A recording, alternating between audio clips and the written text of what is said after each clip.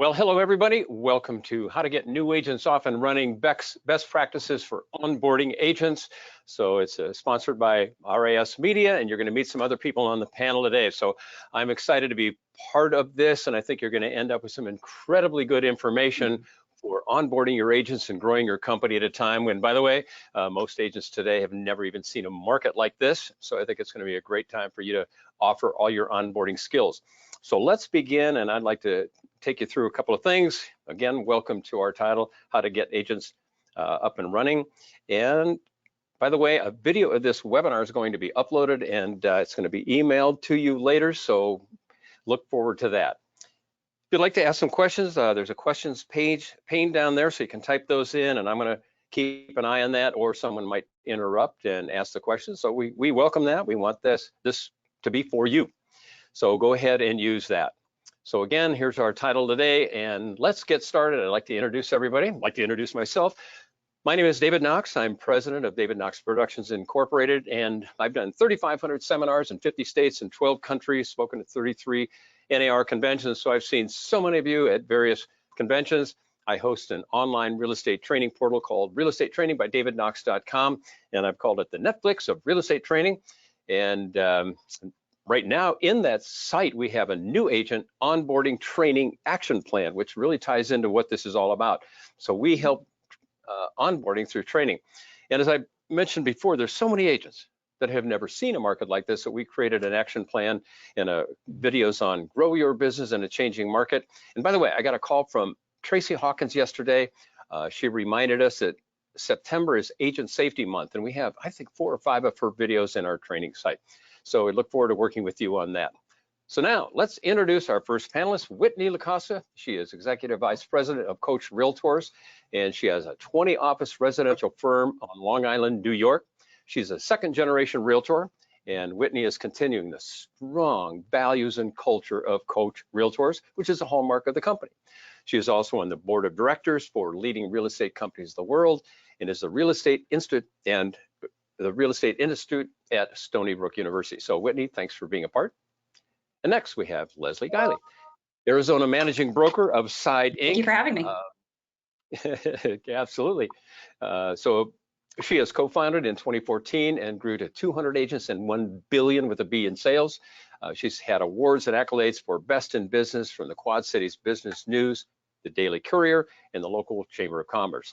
She's active in the community with specific passion towards supporting the real estate industry and local small business owners. She also supports affordable housing through her real estate investments. And our sponsor today from BrokerMint is Kirkwood Duke, Senior Marketing Manager at BrokerMint. He joined BrokerMint as a marketing director in 2020. He's the Senior Marketing Manager for BrokerMint at Boomtown, because Boomtown acquired BrokerMint in 2021.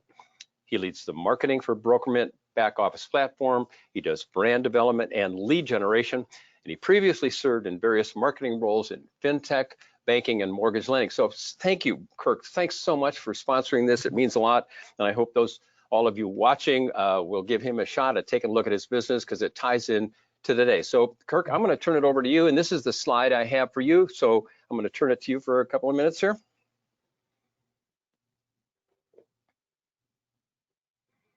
Kirk, are you there? Oh no, have we lost him? I think Kirk's frozen. Oh no, Kirk, are you back? Come back, talk to us. We don't want to lose you. Okay, I'm back. Sorry about that. I thought you guys were frozen. I guess it was me.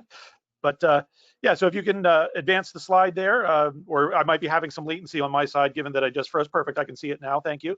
Start real quickly thanking RISMedia, just like you did, David. It's wonderful that they put these webinars on in general.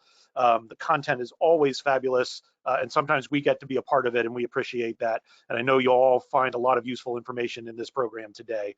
Thanks also to Whitney, Leslie, and David for taking on this important topic. As David said, this is a wacky market.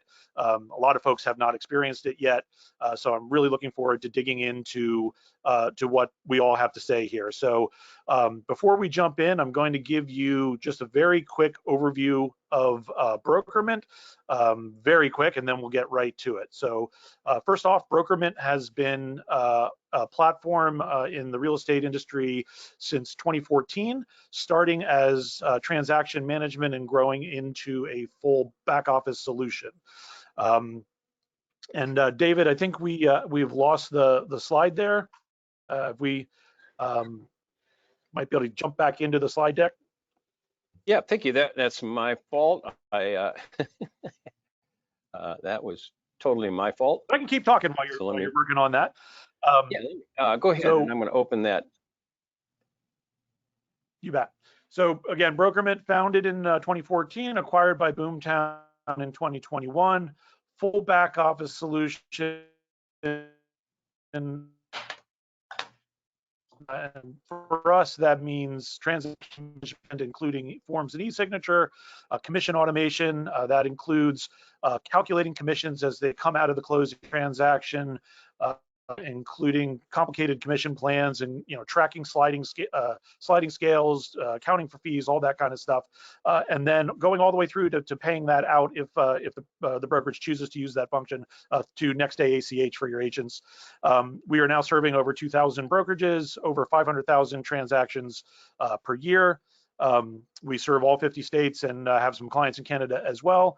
We serve all of the major brands and all of the minor brands, so not enough room on half of a single slide to put all of the logos on there, so don't feel left out if you don't see yourself up there. But also really critically important for us is we also serve a ton of independents, so you don't need to be affiliated with a brand to get the value from Brokerment. And then if you could jump to the next slide, David. There we go. Can you see that? Yep, perfect, thank you. And so what this represents for us is basically where we think the back office and the brokerage tech stack should be at this point.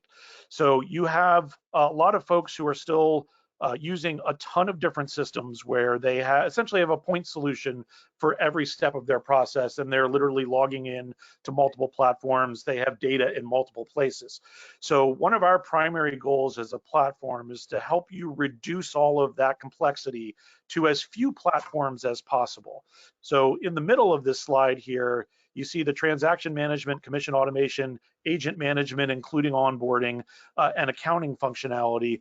And then running on top of all of that is reporting and analytics. All of that is Brokerment. So you can literally consolidate all of those functions down into a single platform. Then we can, for the rest of it, we have integrations with most of the other tools that you might be using.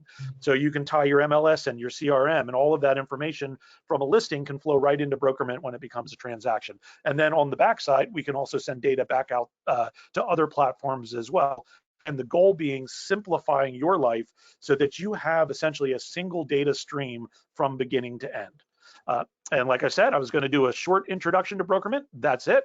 And with that, I'm looking forward to turning this over to our expert panelists here and hear what they have to say. So thank you all so much. Thank you very much, Kirkwood. I'm just going to get out of this so we can go back to our panelists. Kirkwood, thank you so much for sponsoring, and I hope all of you give him a chance and kind of take a look at what he has to offer. Kirk, again, thanks very much for sponsoring. And for those of you tuning in, if you are ready, it is time to hear from our panelists.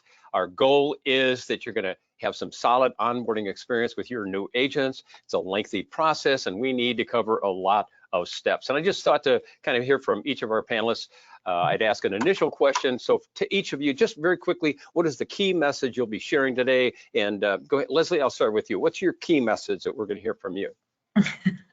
Well, I'm here because as a broker owner that had been using Brokerment since 2017, I approached them to help solve one of the key issues that I had in my brokerage, which, recruiting and retention. That's what we're trying to do between the transactions, is recruiting and retention. And I didn't want to lose agents in the onboarding process because we had missed something like, marketing didn't get their signs ordered, or we couldn't get their listings transferred, or they didn't get signed up for the right training because something got missed in onboarding. So I saw how they organized everything else in the back office, And I approached them about adding an onboarding tool so that we could have all of our onboarding documents in one place so that nothing got missed, so that we could have a successful transition, because that is really key when you're bringing on new agents, that they have everything they need to get started and they feel like they belong right away. Good, thank you. And to you, Whitney, what is going to be your main theme today?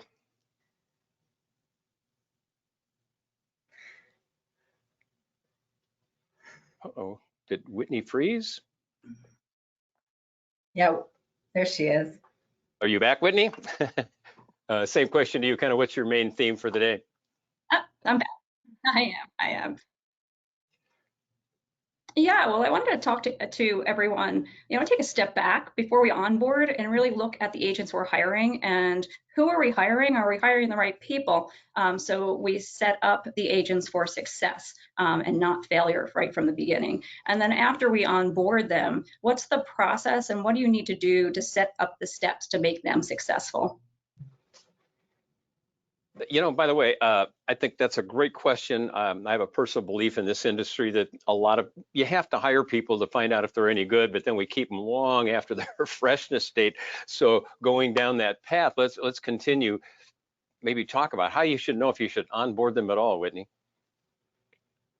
Yeah, well, I think that anyone that's on this call, if we look at the hours, the time, the energy that we're expelling with new agents, and we added up those hours, and then you put a value on those hours, what would that number look like? I'm sure that number is quite high because putting time into new agents, that takes up a lot of managers' time, a lot of trainers' time, a lot of brokers' time.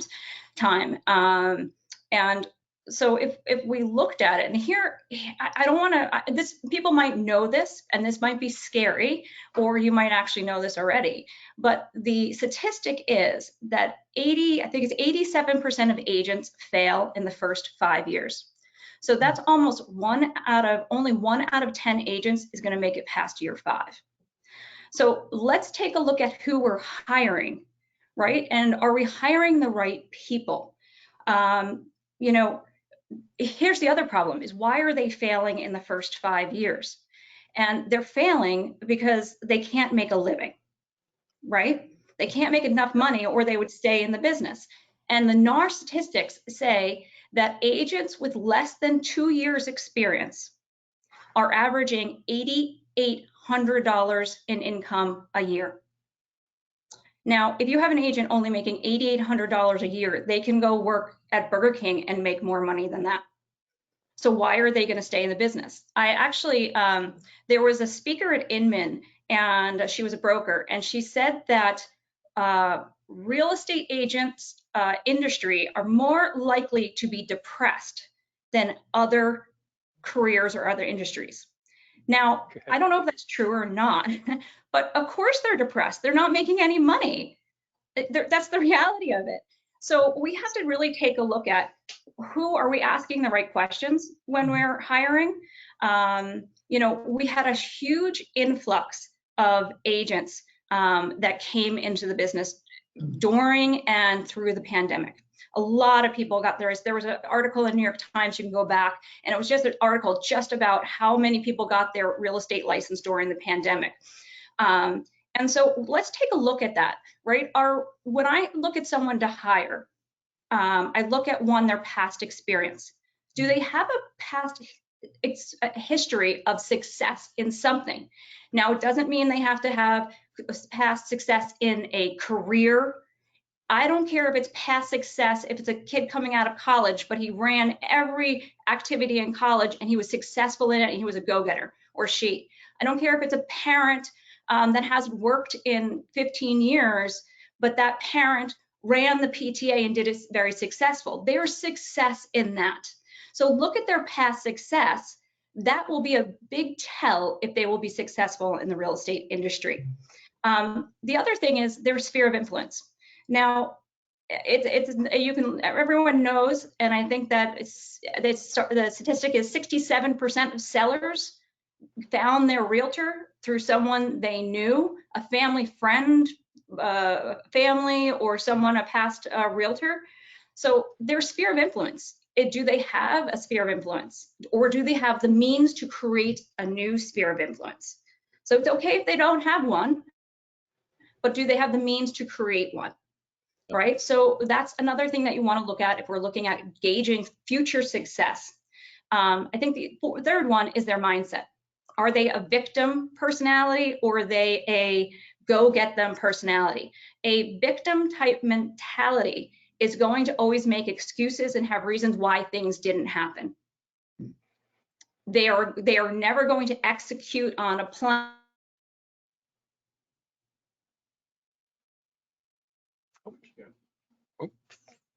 Oh, Whitney is cut off right in the middle of a good frozen, but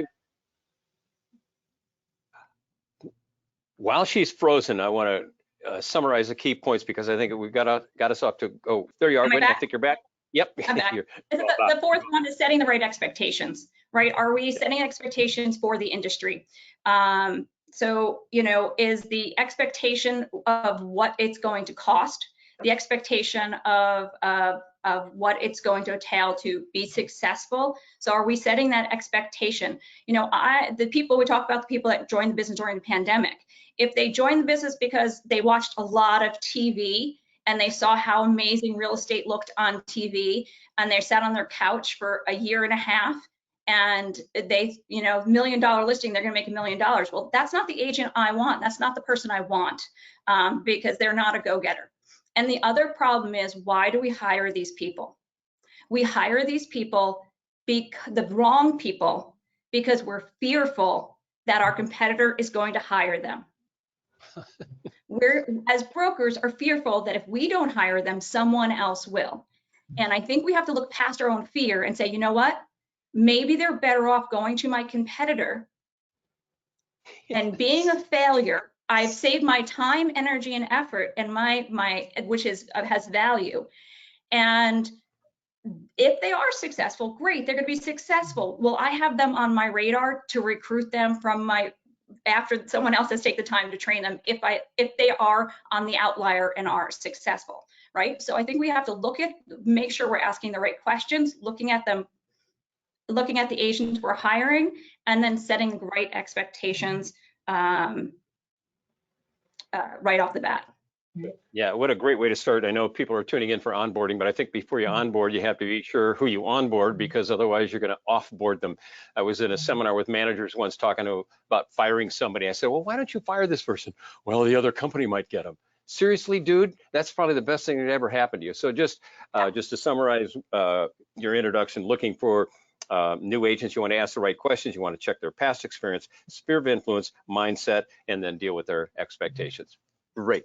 So I want to continue on. Leslie, I believe when you and I were talking earlier, you talked about the pain points, and I thought that's a great way to talk about onboarding. So what are the pain points of onboarding, and how do you handle those? Well, I think what Whitney said is right on as far as setting expectations. That is really key to doing, especially if you're going to hire a brand new agent. You really have to set their expectations that they're setting a business, and then you have to have a mentor program or a training program at your brokerage or in your team to mentor them along. Otherwise, they're not going to know what to do every day. Another thing is, if they're an agent that is coming in that is new, a really good thing is for them to go on a team where they're going to get fed leads or have the opportunity to be a buyer's agent. That's a great way for them to start, and having that plan in advance is great. But really what I've been focused on is highly productive agents, and they need a different set of things.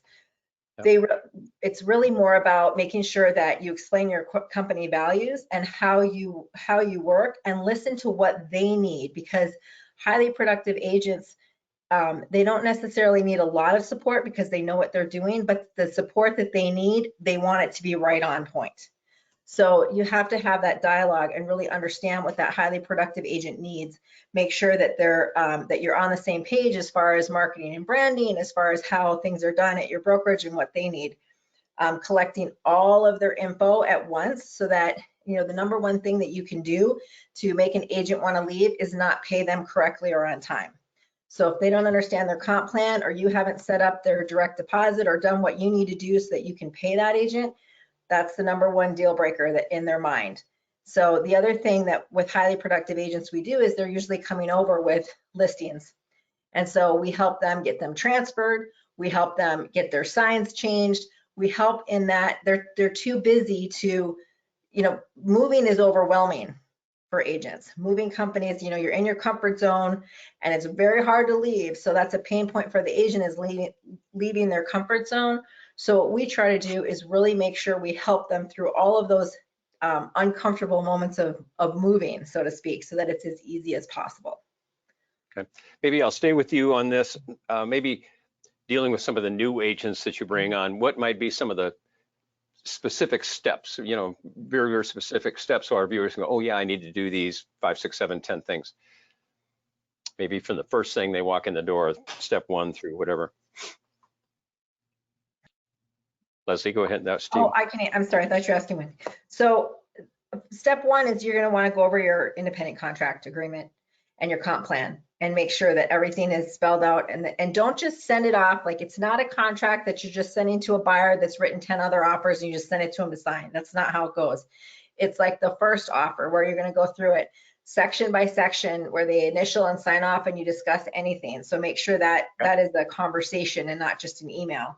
Okay. So that they know what support is available and where to go, because they're going to have a million questions and they're not going to remember everything you tell them the first time. So they need to know where to go. They need to have a training plan so that they know where to show up next after they leave, saying, great, I'm hired. What do they do next? They need a very specific action plan. You need everything to marketing so that you can welcome them to the brokerage. Get their headshot. If they don't have a headshot because they're new, take a headshot in the office.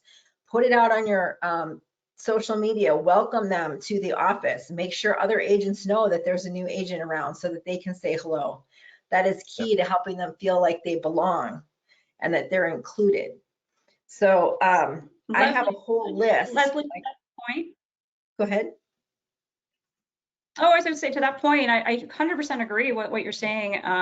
But something that we do to that point is we have a support system sheet that every new agent gets in their new agent packet, which just explains who everyone is in the company and who handles what.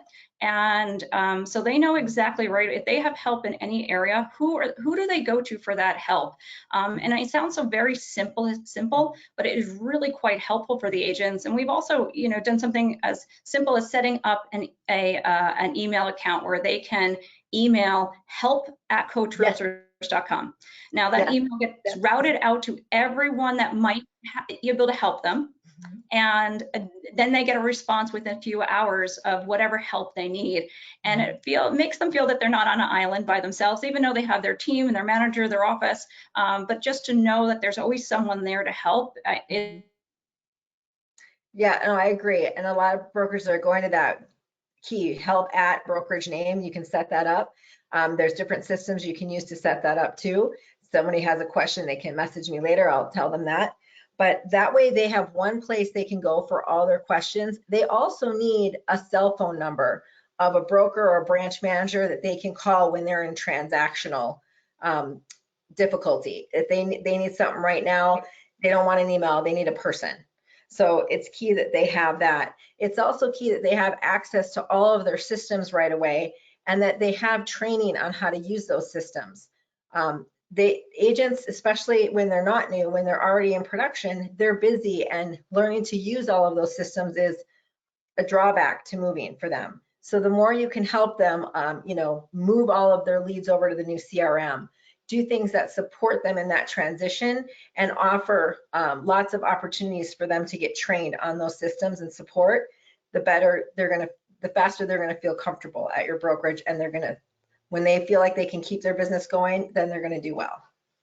Yeah, having somebody actually answer the phone, what a great concept that is. That might demonstrate a skill for them to do their customers. And by the way, on the new photo, I would like to not only endorse that, but suggest every agent in the business get a new photo today, because none of you look like your photo. I'll just tell you that right now. I see a lot of photos. I go, who's this? They go, well, that's me. And I go, when?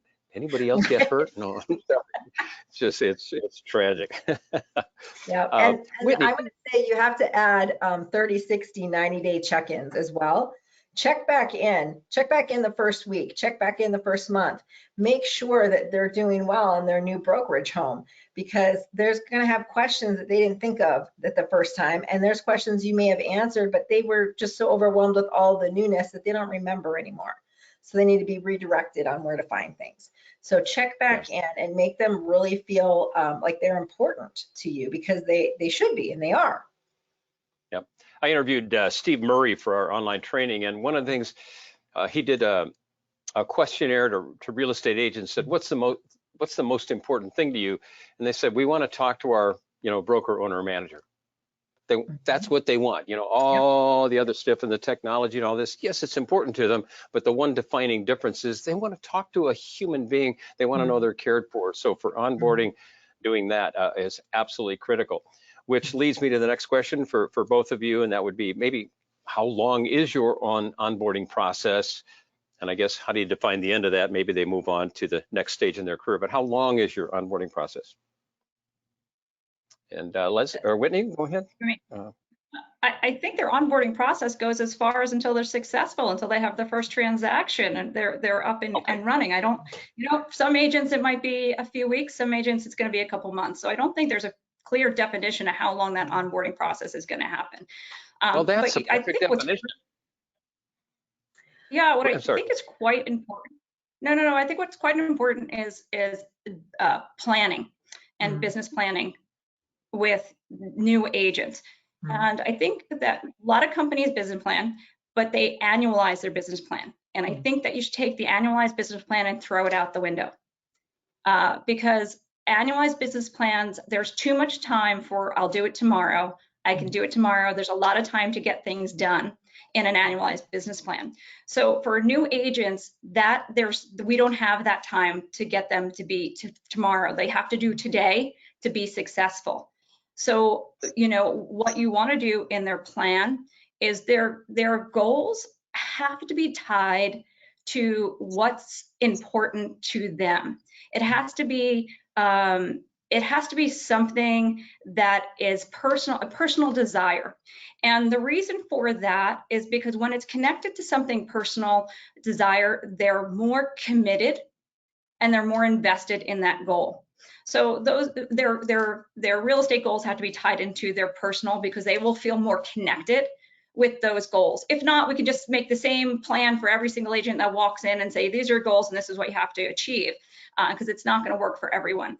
And then once you have that connection and they create the plan, it has to be a 6, 8, 12-week plan at most.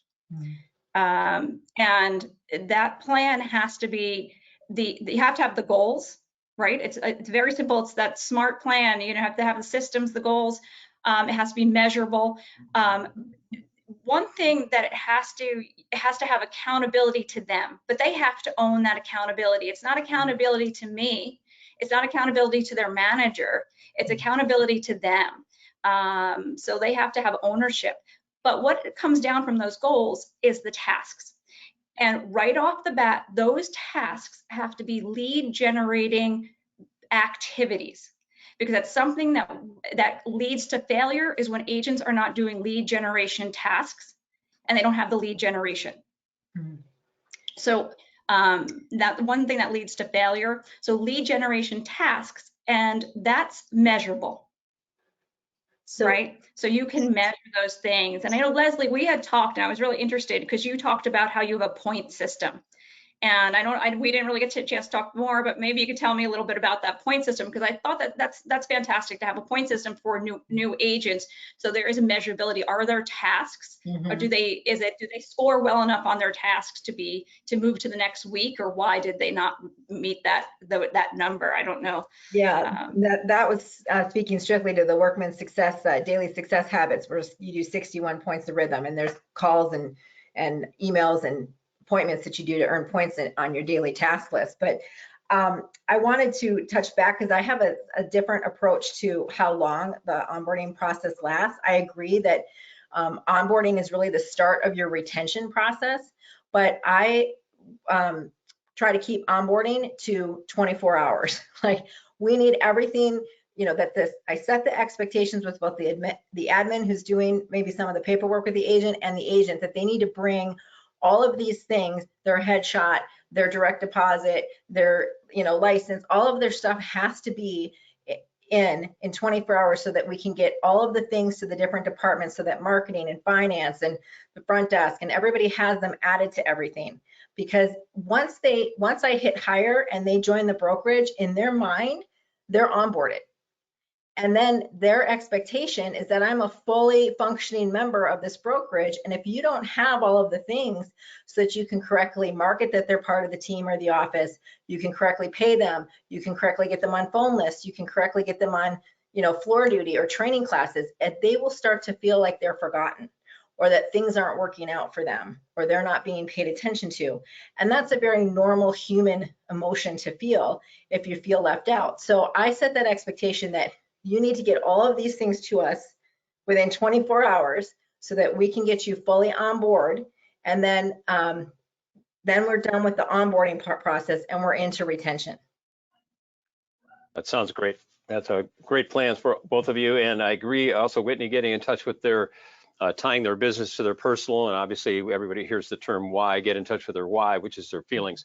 I know in our online training, we have a new agent fast start onboarding action plan that has videos, tasks, and action. So it has specific tasks they have to do in the first week, second week, third, and there's a little space where they can report back to their manager. So it becomes a two-way accountability. Then you can build in all your own documents. So that's how we help our brokers do that. We did have a question. This may be a little bit too long to answer. Well, one, somebody asked, do you have a how to fire an agent? I've got a bunch of videos on that. You can contact me and I'll talk to you about mine. But one of the questions was, what interview questions do you ask? And I realize that could take a lot of time, but maybe each of you give me 2 or 3 really, really key questions that you would ask in an interview that might help our listener here. If real estate doesn't work, do you have a plan B? And if they do, don't hire them. Are you looking for them to burn their ships? What is their expectation for the business? Right off the bat, you're going to find out if their expectations don't align with the job. It's another good question I always ask. Okay, Leslie, do you have a key question you'd like to ask early on? Well, if it's a new agent, knowing that they have financial or family, savings or family support where they're going to be able to make it if it takes a few months to get their first transaction is key in setting that expectation.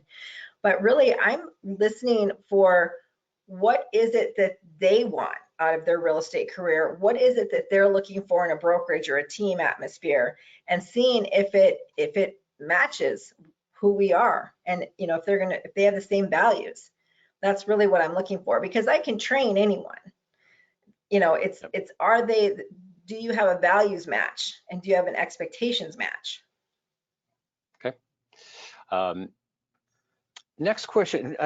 You had talked, Whitney, about a values-based hiring, and I'm pretty sure we covered that. Am I right, based on the questions that you've already presented so far? Or is there anything you would add to your kind of values-based hiring? I think so. We go back to the post hiring and touch on what Leslie says is the budget, right? What is their budget? Have they set a budget? Do they understand the finances of real estate? Are they prepared? Like you said, do they have a reserve set if it doesn't happen in the first month or two? I think that's important in the pre and the post planning of a success for a new agent. Okay. One of the next topics that I want to get into is at what point do you offboard them? At what point do you decruit them? And I remember a speaker asked a question, should you hire first or fire first? And a lot of brokers say, well, I think we should hire somebody first. And he asked the question, what would you rather have, an empty kennel or a dead dog? And I know it's cruel, but the answer is you need to weed them out because people don't want to come into an office if you got some dead dogs in there. So maybe tell us how you offboard. At what point do you know you're going to do that, and how do you do it? Well, we're here in New York, so they say that realtors don't ever retire out of the business. They either die or move to Florida. So, So, in Florida, they're still selling in Florida. yeah, and I think that, you know, we all probably have agents that could be in the witness protection program because we haven't seen them in 6 months, a year. And those are probably the ones that we should be offboarding, as you said. I think that if you have set plans for your agents and you try to hold them accountable or have them be invested in their plans, at some point they offboard themselves and you don't have to do it for them. Yep. Yeah. Then somebody comes in the office, they go, hey, where's Paulie? You go, you won't be seeing Paulie no more. Well, let me tell you what really happens, and this is a pain point. If, you know, talk to your highly productive agents and see if this is a pain point for them. But if you have new agents that are not really doing what they're supposed to be doing, or they haven't gone through the training, but they're trying to stumble through a transaction, they will come hijack your highly productive agents. And, you know, how do I do this? Help me. What do I do? This isn't working. And they'll become a negative influence in your office, and that will make your highly productive agents not want to come in. So if they're not doing what they need to do to be successful in the business, then I think it's better to, you know, part friends early, because they have a responsibility to either come in, do the training, do that task, and be success and be part of the team. They can't be weighing down the rest of the people. And if you don't weed them out, as you say, that is what will happen. And so know what your brokerage is good at. If you're not, you know, a brokerage with a great training program for brand new agents, don't hire them. Yeah, there you go. David, there's I think one of the challenges we have now and through the pandemic is that our agents function differently. You know, I think, you know, most brokers I've talked to from around the country, you know, you have less people in your offices. Agents have over 2 years work differently than they did before, and they're not spending as much time in the office. And I think it's very important for new agents to feel, they need to feel part of something. And when you don't have that maybe it's harder to create that environment for them, because there's, you know, they're not agents just sitting around chatting. They're coming in and coming, going. It's the responsibility of the company, the manager, to create that community for them. May it be scheduling things, working with other branches to create that, but they have to create a community for those new agents. So one, they don't feel like they're on an island on their own, you know, and two, you have to create a plan so they walk in the office every day and they know what to do. The biggest fear is the fear of not knowing for new agents. They act out of more of the fear of not knowing than the fear of what they already know. And they need that community to help them, to support them, and they need that support. So I think it's a little bit harder now, but it's our responsibility to create that community for them. If your office is not, if it's not buzzing with people like maybe it was 3 or 4 years ago. Right. Thank you so much for saying that, Whitney. I hear so many brokers, and I can't get the agents into the office. Come on, you're a leader. You can't get an agent to come in an office, maybe consider another line of work. Coffee, donuts, good sales meetings, training, get a couple of key agents to say, I need your help, get everybody else in. But this business is a relationship business, both between us and the buyers and sellers, and between broker, owner, managers, and agents. And I really believe, and maybe I'm going too old school on this, but I thought the Tuesday sales meeting, getting people together, hey, who got a listing, who got a sale, it builds camaraderie. And I'd love to see that back in this industry. And I guess, and I'm sure there's some people watching right now, yeah, right, good luck with that, David. You let me know how you do that. So I get it. There's some people that they're just driving around in their car. So maybe let's continue. Do you have any specific suggestions on how do you get them back in the office? Just keep going down that. Yeah, you know, I had a manager, she's just made a decision that she wanted her agents to get back in the office, and she wanted to have, you know, people around. And she said, well, what am I going to do? And she came with a great idea. You know, agents love to hear from other agents and other successful agents. So she went through our company and she picked a handful of agents that she knew were successful in other markets from our company. And she actually picked someone of an affiliate of ours in another state. And she said, okay, well, they're going to come, we're going to have them up on Zoom, and we're going to have the conference room, and they're going to come and speak to us and tell us all the things that makes them successful, all their tricks and secrets. And I have to tell you, I drove up to the office, her office the other day, and the parking lot was 100% full. And it was fantastic to see. And it was great. People want to hear from other agents, and it was an easy way. The other agents didn't have to leave their market. They didn't have to get in the car and drive, but she had them up there on Zoom. They were able to interact with the agents in her office. They were able to ask questions. I thought it was a fantastic idea. And you can go to other markets. You can go to other states and find agents to do this with. It's an easy way. And they like to help. People like to help and share. So we've had them do that. Come talk about how you sell land, or a new niche in the market. Hey, by the way, agents love to share. We talk about fear of public speaking. Deep down, when they're speaking on a topic with which they are comfortable and proud of, they're pretty good at that. And you invite them in, and hopefully, in your case, Whitney, it sounds like they were just out of market. But obviously, if they're in market, do it personally. And if they are on Zoom, one of the things I'd probably say is, we're not going to record it, because they go, well, you're going to record it. They'll never watch the recording. Just say, no, you come in here. We're not going to record it, but we'll give you coffee and donuts and get them to come in. I just think that's a great idea. We need to get agents back into that community again. So I agree with that. Yeah. I would like to wrap up. We've got a few minutes left, and I want to leave some for any more audience questions. But one of the questions that came up, can we have some examples of tasks, very specific tasks that you would put on a list? So pretend that everybody who's watching right now has the Remarkable tablet. What task do you have them do? And the first task I would have is do the fundamental, get a photo, email signature, all that, the administrator.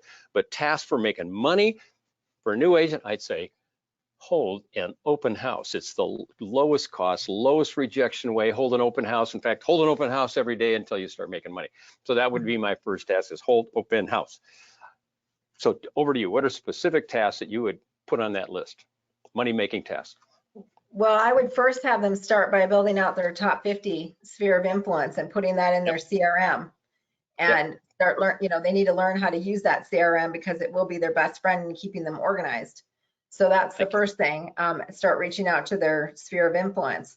And then I would also have them shadow other agents, shadow on an open, if they're new, shadow an open house, shadow a few listing presentations, shadow some buyer consultations, shadow floor time, everything.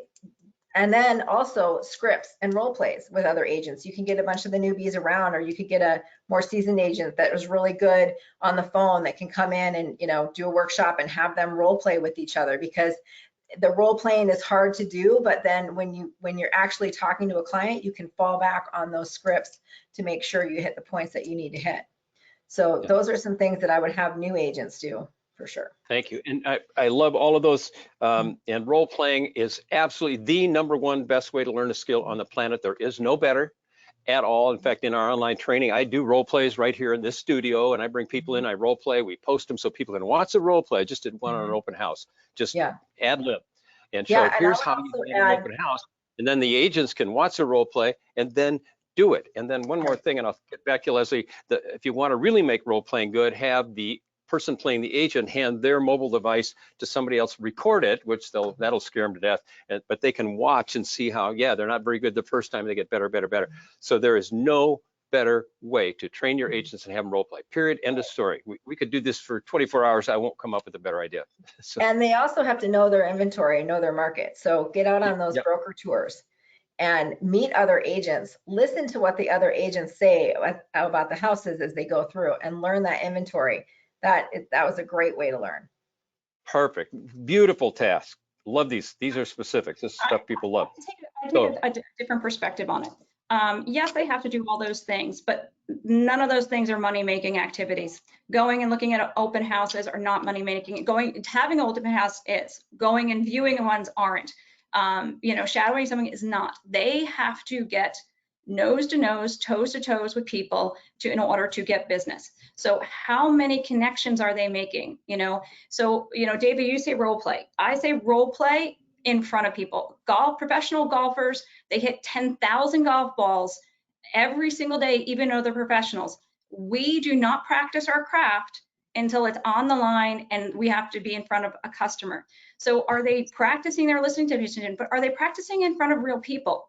All they need to do is take 5 people in their sphere of influence and that they love them, and say, hey, can I bring a pizza over? And I'm going to just practice my listing presentation. Do you mind? And you know what? You're going to have the pizza and you're going to find out what your house is worth. Do you mind? Would you give me 45 minutes of your time? every one of those 5 people is going to say yes, and they were able to practice in front of real live people.